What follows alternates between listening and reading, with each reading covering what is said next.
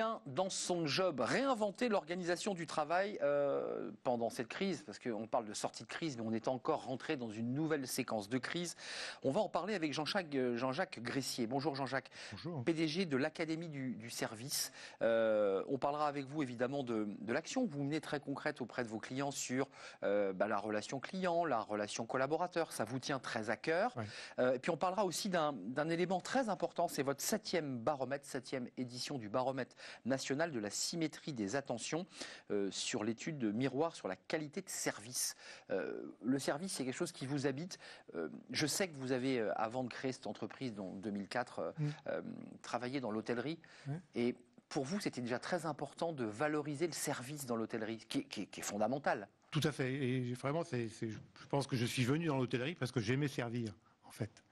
Et quand je dirigeais des hôtels pour le groupe Accor, j'ai remarqué qu'à chaque fois que je valorisais les plus humbles, par exemple, prenons l'exemple des femmes de chambre qui font un métier très très dur dans les hôtels, Bien sûr. À chaque fois que je prenais attention à elles, que j'essayais d'améliorer l'organisation du travail pour leur permettre d'avoir un emploi qui correspondait mieux à leur vie personnelle, qui aménage un aménagement des horaires, par exemple, une polyvalence sur d'autres tâches moins pénibles que faire des lits. J'avais d'excellents engagements de ces personnes et puis j'avais de meilleurs résultats que d'autres. Donc j'ai bien compris qu'on pouvait réconcilier en fait cette notion de service, de prendre soin des gens et améliorer la performance de l'entreprise. Vous me disiez que dans cette séquence Covid qui est particulière, on essaie de penser déjà à l'après-Covid, mais objectivement c'est tellement compliqué. Chaque semaine, une mauvaise nouvelle supplémentaire vient s'additionner aux précédentes. Vous me disiez, les commerçants ou les petites entreprises sont déjà en train de muter et que le monde n'est peut-être pas aussi noir qu'on veut bien le dire. Elles sont déjà en train de créer de la vente et donc du service, mais cette fois-ci en numérique, à distance. Oui, tout à fait. Je crois que cette crise est aussi une opportunité, même si elle est très difficile pour beaucoup d'organisations et beaucoup de personnes. Mais on voit bien qu'elle a accéléré des mutations qui, de toute façon, se seraient produites. Et pour prendre deux exemples, on voit aujourd'hui, par exemple, que le télétravail, qui, quand il est trop excessif, peut être mal vécu. Mais pouvoir, quand on le souhaite, travailler de chez soi et économiser du temps de transport, je crois que ça convient quand même à beaucoup de personnes. Mais si on parle du côté de l'expérience client, effectivement, je pense qu'on ne reviendra pas au mode nominal. Demain... Le nominal, ça veut dire j'ouvre la porte du commerce et puis je prends ma... Et quand je veux quelque chose, je vais dans le commerce à chaque fois. Aujourd'hui, on voit que énormément de clients qui avant n'achetaient pas à distance le font aujourd'hui. Vont sur Internet. Et un exemple moi, que je trouve très intéressant pour la réconciliation de l'expérience client et de l'expérience collaborateur, c'est le développement des ventes en visio. Pourquoi je trouve ça très intéressant ? Ça c'est concret, ça existe ? Ah oui, ça se développe. Il y a des marques qui sont en train de le développer. Nous, on le propose à nos clients. Mais j'aime bien le regarder avec un double regard. Un client qui ne veut pas faire l'effort ou qui en ce moment ne peut pas aller dans un magasin, quand il va sur un site Internet, c'est plus ou moins un parcours agréable. Il peut avoir par moment un besoin d'un contact humain. Et il y a des entreprises où on développe, on va dire, un bouton. Si vous appuyez sur un bouton... J'ai quelqu'un. Alors, je ne suis pas physiquement dans le magasin, mais je suis avec lui. Mais vous êtes avec lui et c'est une vraie personne qui vous parle et qui va vous accompagner tout au long de la vente. Et le côté RH intéressant de cette nouveauté, de cette innovation, c'est qu'en fait, vous proposez à vos vendeurs ou à vos vendeuses le développement d'une nouvelle compétence. Je peux être un vendeur en magasin, mais je peux aussi devenir un vendeur qui a cette capacité à vendre aussi à distance. Un visio-vendeur. Un visio-vendeur, une compétence de plus qu'on peut valoriser. Avec des techniques effectivement à apprendre, parce que la visio c'est très différent, on n'a pas tout à fait tous les éléments physiques de l'acheteur. Oui. Mais vous avez raison, c'est une nouvelle compétence. Dans ce baromètre qui est passionnant, c'est votre 7e baromètre. 7e. D'abord, je voulais que vous me donniez une définition de la symétrie des attentions, parce que vous portez ce sujet, vous l'avez prolongé ce baromètre en créant ensuite une structure. Oui. Ça veut dire quoi la symétrie des attentions ? La symétrie des attentions, c'est un concept, on peut l'appeler comme ça, qui dit une chose qui est évidente dès qu'on l'a formulée, qui dit qu'en fait la qualité d'une relation entre une entreprise et ses clients est symétrique des qualités de la relation à l'intérieur de l'entreprise. Dès que je l'ai formulé, on a compris. Vous dites, on a compris. Mais rien que de le poser, ça a deux conséquences. Ça veut dire que quand vous avez un projet de stratégie marketing, vous voulez gagner des parts de marché, vous êtes obligé d'avoir un projet du côté de qu'est-ce que je propose comme évolution de l'expérience de mes collaborateurs. Les deux sont intimement liés pour vous. Ah mais il y a nos la clients... performance ne passe que par ces deux axiomes. Oui, nos clients ils viennent tous nous voir à l'Académie du service parce qu'ils veulent gagner des parts de marché, améliorer l'expérience client. Normal. Et c'est normal, c'est leur job. Nous, on leur dit ça, on va le faire, on va l'écrire avec vous, on va améliorer l'expérience de vos clients. Mais la vraie transformation qu'il va nous falloir piloter ensemble, c'est la façon dont vous travaillez à l'intérieur de l'entreprise. Il y a un petit point noir, le baromètre en tout cas, il fait une étude neutre, c'est comme une forme de sondage, mais il ressort quand même dans le constat, c'est que les collaborateurs, et je le cite, estiment que les entreprises prennent davantage soin des clients que d'eux-mêmes. Oui. Ça veut dire que vous avez encore du travail à faire pour convaincre l'entreprise, attention, prenez autant soin de vos clients que de vos collaborateurs. Ou commencez même par prendre soin de vos collaborateurs pour qu'ils prennent plus soin de vos clients. Ce baromètre que nous faisons effectivement depuis 7 ans, en fait, il est très simple dans sa structure. On va interroger les clients, les collaborateurs et les managers.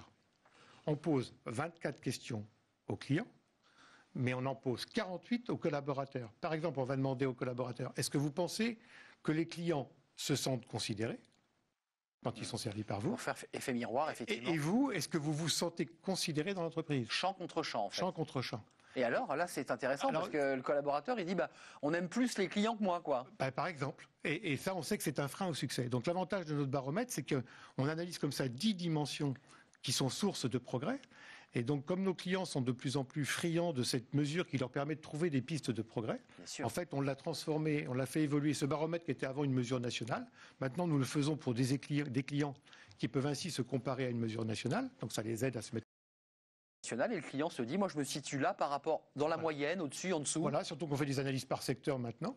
Et nos clients nous ont poussé à en faire un label parce qu'ils avaient aussi un besoin et envie de fêter avec leurs collaborateurs le fait qu'ils avaient progressé. Il s'appelle comment votre label? Équipe heureuse, client heureux. Tout simplement. Heureuse, client heureux. Ça veut dire globalement, quand vous avez ce label, si j'ai bien compris, vous avez aussi des salariés dans l'entreprise qui sont épanouis et qui servent d'une manière optimale leurs clients. On est bien d'accord. Il y a un élément que je trouvais intéressant, peut-être nous le développer un instant, c'est le secteur automobile et celui où les écarts de perception sont les plus accentués. Ça veut dire quoi? Ça veut dire qu'on soigne le client pour acheter la voiture, mais qu'en backup, les collaborateurs ne sont pas joyeux? Alors, ça veut d'abord dire une chose. L'écart de perception dont on parle dans le baromètre, c'est qu'il y a encore un progrès à faire. C'est comment je fais entendre à l'ensemble des collaborateurs ce que pensent réellement les clients. L'écart de perception, c'est... D'accord. Si vous pensez, vous, collaborateurs, que vos clients sont très contents, parce que vous faites ce qu'on vous dit, mais qu'on ne vous fait pas partager les analyses qu'on fait auprès des clients, et l'écart, il est en moyenne de 20 points. Donc c'est important parce que ça veut dire qu'on pourrait presque se mentir. On pense qu'on fait bien, alors qu'en fait, on ne satisfait pas le client. Quelle est la mesure, la proposition que vous feriez là sur une situation pareille? Qu'est-ce qu'on doit faire là? Alors nous, ce qu'on propose à tous nos clients, c'est de dire toute la mesure de satisfaction des clients, il faut la partager en permanence avec l'ensemble des collaborateurs. Ils sont tout à fait comprendre les retours clients, que ce soit à l'occasion d'enquêtes ou de lettres de réclamation. Enfin. Vous dites une chose... vous me dites, une fois que je l'ai prononcé, c'était évidemment du bon sens, mais il faut y penser. Est-ce qu'il y a encore beaucoup de travail à faire pour que le bien-être des salariés soit accentué et aille vers le client? Comment on fait et comment vous faites? Parce que vous le disiez, vos clients veulent du business, ils veulent vendre leurs produits. Vous leur dites, attention, si vos collaborateurs sont pas bien, ça marchera pas. Comment on fait là pour sortir de cette crise? Parce que c'est des questions d'après-crise, ça. Oui, tout à fait. Alors, comment on fait? Moi, quand j'ai créé l'Académie du service, ma volonté, c'était de dire en France, on valorise pas assez les métiers de service. Et je savais par expérience que quand on les valorisait, quand on prenait soin d'eux, on augmentait la performance. Et donc, j'ai eu envie de consacrer toute ma vie professionnelle à cela. Mais l'expérience m'a montré, et la symétrie des attentions me l'a montré, qu'il fallait que je prenne autant soin des dirigeants, parce que l'asymétrie des attentions, ça confronte énormément l'ensemble des dirigeants et managers dans leur posture. Le concept, il est évident. Mais le concept, il porte une dimension horizontale dont on a parlé, marketing RH, mais il a une dimension verticale. Il y a une hiérarchie. Mais il a une dimension qui dit qu'on ne peut pas reproduire un comportement qu'on ne reçoit pas. Donc moi, je dis aux dirigeants, vous aimez bien ce concept, mais attention, mais on va vous accompagner. Ce concept, il vous dit quoi? Que vous devez changer vous-même vos attitudes dans la relation que vous avez avec autrui, si vous voulez que vos collaborateurs en fassent autant. Évidemment. Donc c'est d'abord... Montrer l'exemple, quoi. Mais c'est d'abord un travail sur soi. Comment je suis en relation avec moi-même pour être en capacité d'être en relation avec vous? C'est passionnant. Jean-Jacques Gressier, PDG de l'Académie du service, PDG fondateur, parce que c'est votre aventure. On voit qu'il y a une aventure humaine aussi dans cette entreprise. On revient à l'humain. Allez voir ce baromètre sur la symétrie de l'attention et puis ce label si vous êtes intéressé. Rappelez-nous le nom de ce label. Équipe heureuse, client heureux. Équipe heureuse, client heureux. Je le garde en tête parce que c'est une belle formule. C'est un label qui a été créé, inventé par vous, Jean-Jacques Gressier et toutes vos équipes. Je crois qu'il y a combien? 55 collaborateurs qui travaillent en backup et puis qui sont aussi au service de vos clients, vous Bien aussi. sûr. Il faut que vos collaborateurs soient heureux. Je suis sûr qu'ils sont tous heureux chez vous. On fait tout pour eux, mais, on dit aussi que le zéro défaut n'existe pas, Évidemment. ni avec les clients, ni en management. Évidemment. Et moi, si je peux être un manager heureux, c'est parce que quand je me prends un peu les pieds dans le tapis, mes collaborateurs me le disent. Ah oui, c'est l'avantage. Ça, c'est la possibilité. Merci Jean-Jacques Gressier d'avoir fait un détour par notre plateau. Bon vent pour la suite de votre entreprise. Puis la crise après Covid, peut-être viendrez-vous nous en reparler quand on sera un jour sorti de cette crise.